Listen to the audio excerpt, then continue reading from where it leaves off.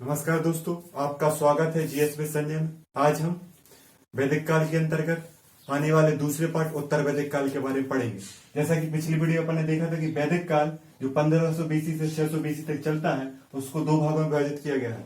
ऋग्वैदिक काल जिसमें 1500 बीसी से 1000 बीसी का समय, जो अपन पिछली वीडियो में देख चुके हैं, जिसकी जानकारी हमें ऋग्वेद से मिलती है। आज हमें पढ़ना है उत्तर वैदिक काल, जिसका समय 1000 बीसी से 600 बीसी तक माना गया है। और इसकी जानकारी की स्रोत जो 4 वेद है, उनमें से 3 वेद जो बचते हैं, यजुर्वेद, सामवेद, अथर्ववेद, इसके अलावा अन्य ब्राह्मण ग्रंथ, उपनिषद, पुराण आदि से जानकारी प्राप्त होती है। तो ये वैदिक काल के अंतर्गत ही आता है। इस सभ्यता के जो निर्माता हैं वो भी जो आ रहे हैं, जो ऋग्वैदिक काल के बाद जो बाद का समय है उत्तर वैदिक काल, उत्तर वैदिक काल में लोही ज्ञान होता है। इसी समय बृहद रूप से कृषि वाली व्यवस्था शुरू होती है। तो आपको याद रखना है कि उत्तर वैदिक काल की जानकारी वेदों के अलावा जो साहित्यिक स्रोत है, उसके अलावा चित्रित दूसरे मृद भांड मतलब मिट्टी के चित्रित वाले बर्तनों से भी प्राप्त होती है, जो उत्खनन में हमें प्राप्त हुए हैं। अगर हम उत्तर वैदिक काल के भौगोलिक क्षेत्र की बात करें, जैसा कि अपन ने देखा था, ये मान लो भारत है, ये आपको याद रखना है, ये भारत का पश्चिमी क्षेत्र है, जहां पर राजस्थान, गुजरात और पंजाब वाले क्षेत्र आते हैं। तो पश्चिमी क्षेत्र में सिंधु नदी के आसपास ऋग्वैदिक काल था।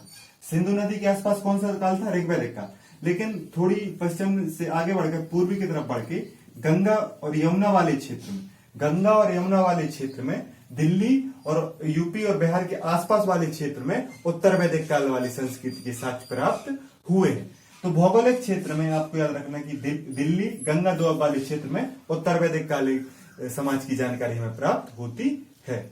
इसके बाद अगर हम देखें कि जो मध्य प्रदेश की जीवा रेखा कही जाने वाली नर्मदा का उल्लेख एक ब्राह्मण ग्रंथ, शतपथ ब्राह्मण ग्रंथ में मिलता है, जहां पे नर्मदा को रेवा कहा गया है।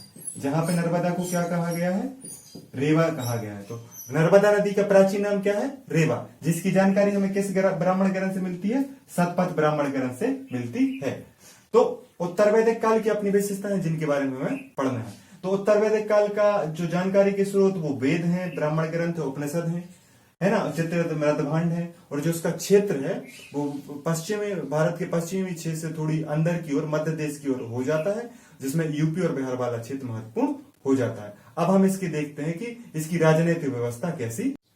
उत्तर वैदिक काल की राजनीतिक व्यवस्था के अंतर्गत हम देखेंगे कि राजनीतिक व्यवस्था ऋग्वैदिक काल में क्या होता है कि कबीले के सरदार मुख्य रूप से कबीले की रक्षा का कार्य करते हैं, उन्हें किसी प्रकार की बलि देते हैं और साथ में लोगों के विचारों, लोगों की नीतियां, लोगों के सहयोग के आधार पर कार्य करते हैं। लेकिन उत्तर वैदिक काल में क्या है कि लोहे का ज्ञान होने से, कृषि व्यवस्था बढ़ने से यहाँ पे क्या होता है कि राजतंत्रात्मक शासन व्यवस्था की शुरुआत होती है, जिसमें राजा का पद वंशानुगत हो जाता है। मतलब कबीले का जो सरदार है वह राजा बन जाता है तथा वो उसका पद वंशानुगत हो जाता है। वंशानुगत होने का तात्पर्य है कि पिता के बाद उसका पुत्र, बाद में उसका पुत्र ही क्या बनेगा? राजा बनेगा। मतलब कि जो सत्ता है वो एक परिवार के आसपास घूमने लगती है। तो उत्तर वैदिक काल में क्या है कि राजा को सम्राट, एकराट, अधिराज आदि कहा जाने लगा, क्योंकि यहाँ पर एक सिद्धांत है, राजत्व का सिद्धांत।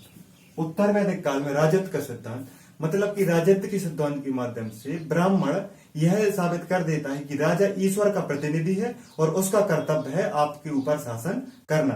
तो राजत्व के सिद्धांत की शुरुआत कब होती है? उत्तर वैदिक काल में।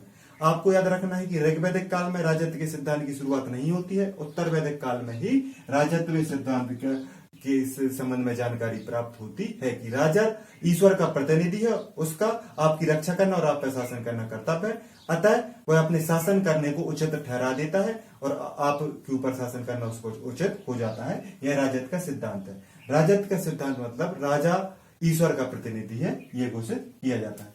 अब क्या होता है कि ऋग्वैदिक काल में सभा और समिति, इनका प्रभाव रहता है। मतलब सभा और समिति के सहयोग से ही राजा काम करता है। कब? ऋग्वैदिक काल में। लेकिन उत्तर वैदिक काल में क्या दिक्कत होती रहती है?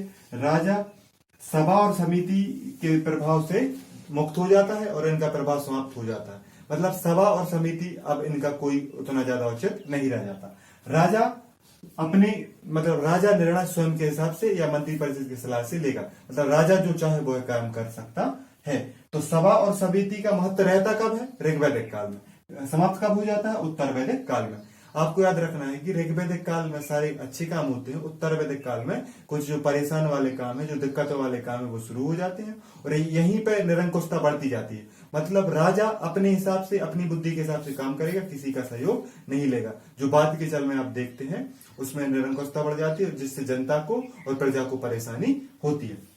इसी प्रकार राजा एक बलि नामक कर लेने लगता है, बलि नामक अनिवार्य करने लगता है, जो 1/16 भाग होता है। मतलब किसी के पास जितना है, जितना उत्पादन किया उसका 1/16 भाग उसको राजा को देना पड़ेगा। तो आपसे पूछा जाता है बलि क्या है, तो बलि एक कर है, बलि एक कर, ये टैक्स है। तो उत्तर वैदिक काल में जो राजा टैक्स ले रहा है उसको क्या बोला गया है, बलि।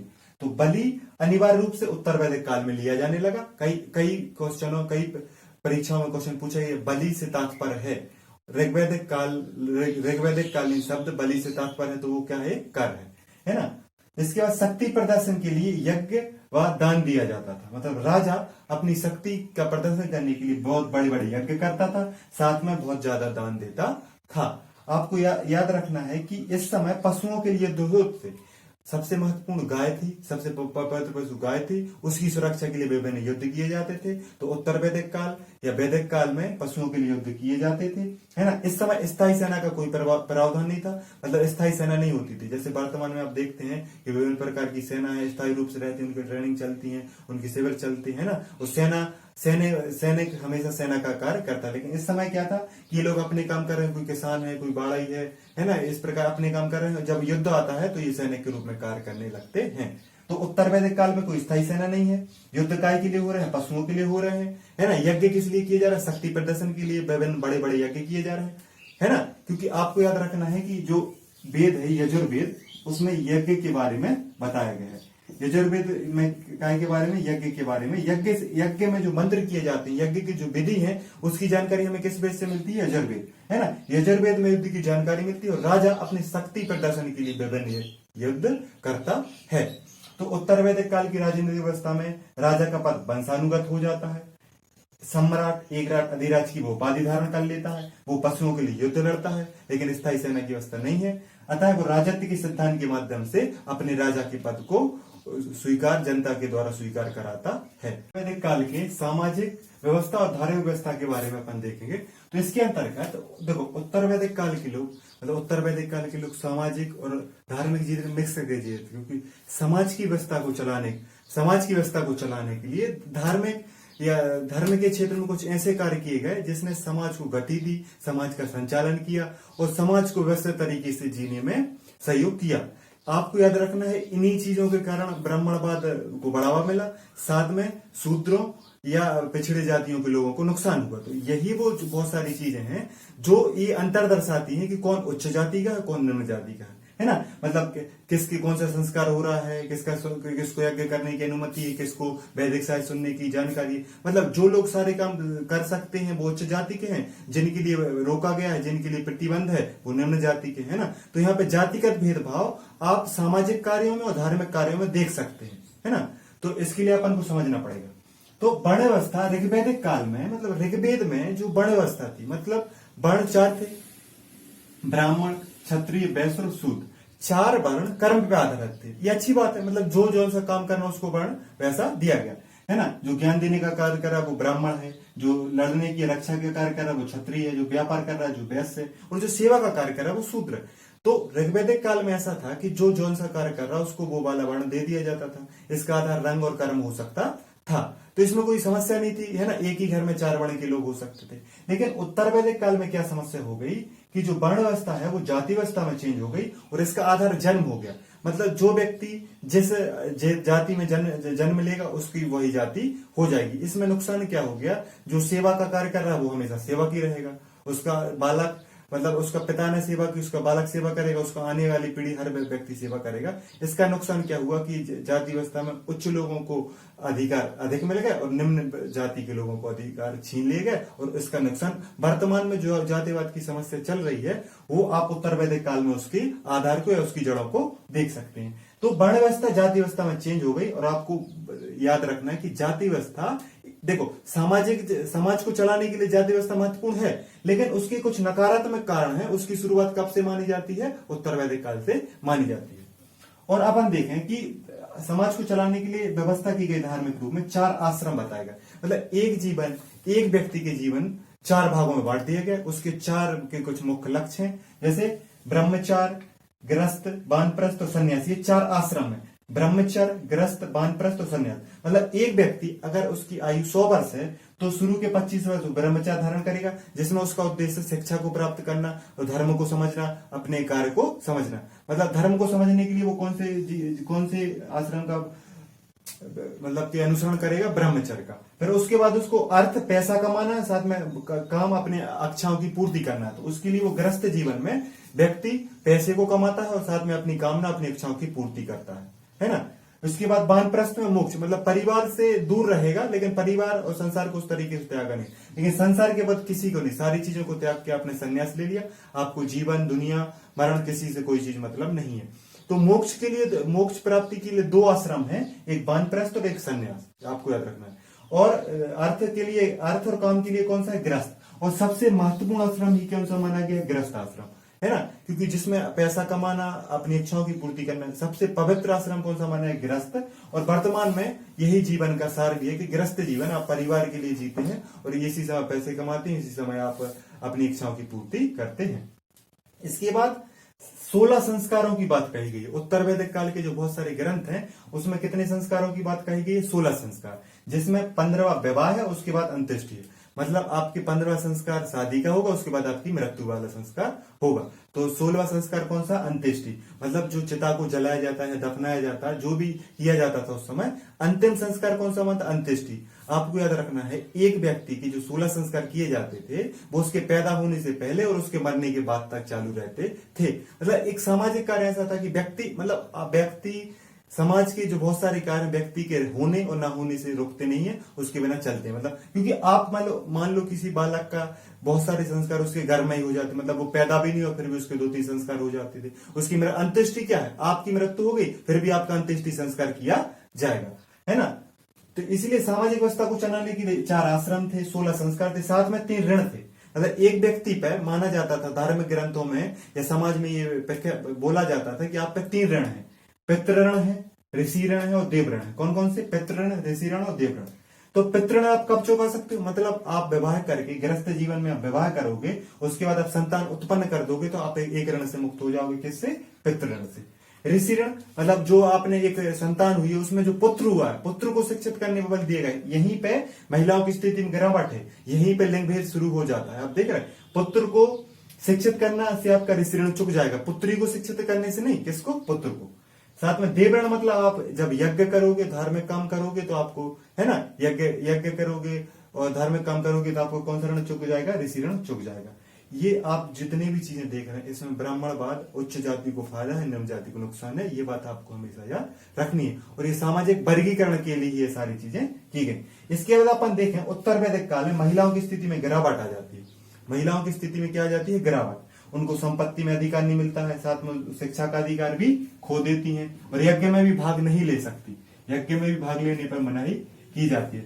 साथ ही बहुत सारे ग्रंथों में बोला गया है कि स्त्री ही क्या है, दुख का कारण है ना, और जुए के समान, स्त्री को जुए से तुलना की गई और दुख का कारण माना गया स्त्री को, किसमें, उत्तर वैदिक काल के बहुत सारे ग्रंथों में। ये बात आपको याद रखनी। यहाँ पे आपको एक बात याद रखनी कि संपत्ति में अधिकार, शिक्षा में अधिकार, ये सारी महिलाओं के साथ नहीं हो रहा।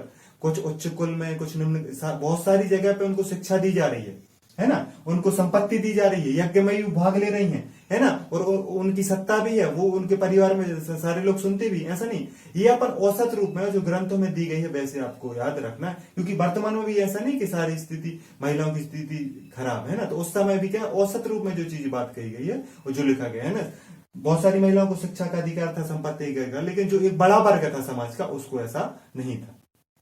इसके बाद अपन देखें कि प्रजापति मुख्य देवता बन जाते हैं। जो समाज के लोग, उत्तर वैदिक काल के समाज के लोग, वो किस देवता को मुख्य मानने लगते हैं, प्रजापति। आपको याद रखना है कि ऋग्वैदिक काल में कौन थे, इंद्र। अब प्रजापति सृष्टि के देवता होगा, मुख्य देवता कौन होगा, प्रजापति, है ना। साथ में प्रकृति पूजन चालू रहा। उत्तर वैदिक काल के लोग, ऋग्वैदिक काल के लोग, सिंधु घाटी सभ्यता के लोग, मौर्य काल के लोग, गुप्त काल के लोग, सारे लोग, वर्तमान के भी लोग, मतलब प्रकृति की पूजन हमेशा से रहा है और वर्तमान में भी चल रहा है। आप सूर्य की पूजा करते हैं, पेड़ की पूजा, पीपल की पूजा, नागदेव, तो सबकी पूजा वर्तमान में चल रही है। तो ये जब से सृष्टि की या समाज की रचना हुई है तब से ही प्रकृति पूजन पूजा जा रहा है, क्योंकि ईश्वर का वास्तविक निवास आपको कहाँ मिलता है? प्रकृति में ही मिलता है। इसके बाद अपन देखें कि पूषण देवता जो कुछ समय तक पशुओं के देवता थे, पूषण देवता, वो किसके बन गए? शूद्रों के। मतलब शूद्रों को या निम्न जाति के या जो वर्ण में सबसे निम्न वर्ण था शूद्र, उसके लिए देवता कौन होगा? पूषण। मतलब उसके साथ किस तरीके का व्यवहार किया जाने लगा? पशुओं की तरह व्यवहार किया जाने लगा। तो उत्तर वैदिक काल में बहुत सारे ऐसे परिवर्तन हुए जिसने समाज की दशा और दिशा को बदल दिया। स्थिति की महिलाओं में जो गिरावट शुरू हुई वर्तमान तक जारी है ना। शूद्र या पिछड़ी जातियों के साथ जो भेदभाव किए गए वो अभी तक जाते हैं ना। और ये जो आश्रम है, संस्कार है, ये ऋण है ना, वर्णावस्था में ये सारी चीजें ये किसको? ब्राह्मणवाद को जन्म देते हैं और निम्न जातियों के लिए नुकसान करते हैं, महिलाओं के लिए नुकसान करते हैं। ये बात आपको याद रखनी। आइए अब हम देखते हैं वैदिक काल से संबंधित कुछ जानकारी जो आपकी जानकारी के लिए और आपकी परीक्षा से संबंधित बहुत सारी चीजों के लिए महत्वपूर्ण हो सकती है। तो वेदों के बारे में कुछ सामान्य जानकारी देख लेते हैं कि किस वेद से क्या जानकारी मिलती है और उसको पढ़ने वाला कौन होता है। ये कई बार पूछा जाता है कि कौन सा पुरोहित किस वेद को पढ़ता है। तो सबसे पहले देखें ऋग्वेद, जिसमें वैदिक देवताओं की स्तुति के बारे में जानकारी मिलती है कि किस देवता के लिए कौन सा मंत्र का समय उच्चारण किया जाना चाहिए ना। गायत्री मंत्र वगैरह की जानकारी कहां से मिली? अपन को ऋग्वेद से मिली है। और ऋग्वेद को पढ़ने वाले पुरोहित को क्या बोला जाता है? होत्र। मतलब होत्र वो पंडित जो ऋग्वेद का अध्ययन कर रहा था उसे क्या बोला जा रहा था? होत्र बोला जा रहा था। इसके बाद सामवेद, जिसमें जानकारी मिलती है संगीत की जानकारी। संगीत का साहित्यिक स्रोत सामवेद है ना। और सामवेद में ही स्वर, उसकी ध्वनि, उसकी गायन के छंदों का प्रयोग कैसे किया जाना, इसकी जानकारी हमें सामवेद से मिलती है। और सामवेद को पढ़ने वाला उद्गाता कहलाता है। सामवेद को पढ़ने वाला कौन कहलाता है? उद्गाता। ऐसे यजुर्वेद, यज्ञ की विधि, यज्ञ के मंत्र आदि की जानकारी हमें यजुर्वेद से मिलती है, जिसको पढ़ने वाला अथर्ववेद कहलाता है ना। कई बार क्वेश्चन बना है कि यज्ञ की जानकारी, यज्ञ के मंत्रों की जानकारी किस वेद से मिलती है? तो यजुर्वेद से मिलती है। और चौथा वेद है अथर्ववेद, जिसमें जादू, टोना, कर्मकांड आदि की जानकारी हमें किससे मिलती है? अथर्ववेद। और इसको पढ़ने वाले को क्या बोलते हैं? ब्रह्मा। मतलब ब्रह्मा नाम का पुरोहित या पंडित जिस वेद का अध्ययन करता है उसे अथर्ववेद बोलते हैं। और अथर्ववेद को पढ़ने वाले पुरोहित को क्या बोला जाता है? ब्रह्मा बोला जाता है। जो जादू, टोना, कर्मकांड, आडंबर, मतलब यज्ञ, बलि आदि की कितनी नौटंकी होना, धर्म की जो आडंबर है, कर्मकांड है, उनकी जानकारी हमें किस वेद से मिलती है ना? अथर्ववेद से मिलती है। इसे काला वेद भी या जादू टोना वाला वेद भी कहा जाता है। ये बात आपको याद रखनी है। तो ऋग्वेद को पढ़ने वाला होत्र है, सामवेद को पढ़ने वाला उद्गाता है, यजुर्वेद को पढ़ने वाला अथर्ववेद है और अथर्ववेद को पढ़ने वाला ब्रह्मा है। ब्रह्मा के बारे में आपको याद रखना है कि कई बार पूछ लेते हैं कि ब्रह्मा पुरोहित किस वेद का अध्ययन करता है? तो किस वेद का करता है? अथर्ववेद का करता है। अब अपन को देखना है कि जो अपन ने पिछले वीडियो में पहले देखा है कि राजा अपनी शक्ति प्रदर्शन के लिए यज्ञ करता है ना। राजा बड़ा चढ़ा के राजत्व को दिखाने के लिए क्या करता है? यज्ञ। तो कुछ प्रमुख यज्ञों के बारे में देखते हैं। आपने नाम सुना होगा अश्वमेध यज्ञ। अश्वमेध यज्ञ, उसका उद्देश्य साम्राज्य के विस्तार करने के लिए जब राजा घोड़ा को छोड़ देता है, जैसे आपने रामायण में देखा होगा कि राम एक घोड़े को यज्ञ करने के बाद एक घोड़े को छोड़ते हैं, जिसको उनके दो पुत्र लव कुश पकड़ लेते हैं, फिर बाद में एक बड़ा युद्ध होता है। तो रामचंद्र उस समय कौन सा यज्ञ कर रहे थे? अश्वमेध यज्ञ। मतलब घोड़े को छोड़कर, मतलब यज्ञ के बाद घोड़े को छोड़कर साम्राज्य विस्तार के लिए जो यज्ञ किया जाता है उसे अश्वमेध यज्ञ कहते हैं। विभिन्न राजा समुद्रगुप्त, पुष्यमित्र, शुंग है ना आदि राजाओं ने भी बहुत सारे अश्वमेध यज्ञ किए हैं। ये बात आपको याद रखनी है। राजसूय यज्ञ, राजा के अभिषेक के समय, मतलब जब कोई राजा बनता है तो उसका राज्याभिषेक के समय जो यज्ञ होता है उसे कौन सा यज्ञ बोलते हैं? राजसूय यज्ञ बोलते हैं। और यह राज्य अभिषेक के उद्देश्य से किया जाता है। अब एक यज्ञ का नाम है वाजपेयी यज्ञ। तो शक्ति प्रदर्शन के, मतलब राजा अपनी शक्ति प्रदर्शन के लिए वाजपेयी यज्ञ करता है। और ये से जब यज्ञ में आहुति दी जाती है उसके बाद एक रथ दौड़ की जाती है जिससे राजा अपनी शक्ति का प्रदर्शन करता है। उत्तर वैदिक काल में भारतीय संस्कृति का दर्शन, भारतीय संस्कृति का चरित्र, भारत के किस प्रकार से कार्य करते हैं, भारत के लोग कैसे सोचते हैं, जो भारत के दर्शन का आधार है वो वैदिक काल में ही हो गया था। तो भारत के दर्शन में 6 दर्शन प्रमुख हैं।